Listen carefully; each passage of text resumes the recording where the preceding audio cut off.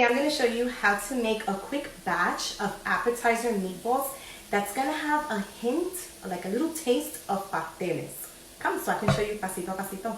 Here I have a pound of ground beef. We're going to add a little bit of garlic powder, or a lot, some black pepper, and we're also going to add some adobo, 1 tablespoon of sofrito, a packet of sazon,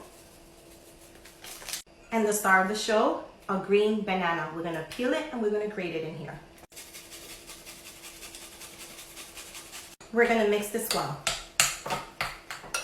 Now with my clean hands, we're gonna start forming them. Not too big, mini. Let's fry them.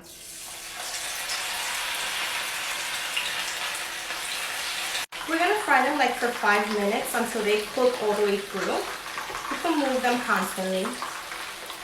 While our meatballs are frying, let's make our sauce. Like 3 tablespoons of mayonnaise. Oh my god, it smells good. 3 tablespoons of ketchup. And garlic powder. That's it. Mix well, and your sauce is done. Our meatballs are done too. Now with your sauce, you decorate it over the top, just like so. These are delicious, guys. You see the pieces of green banana throughout.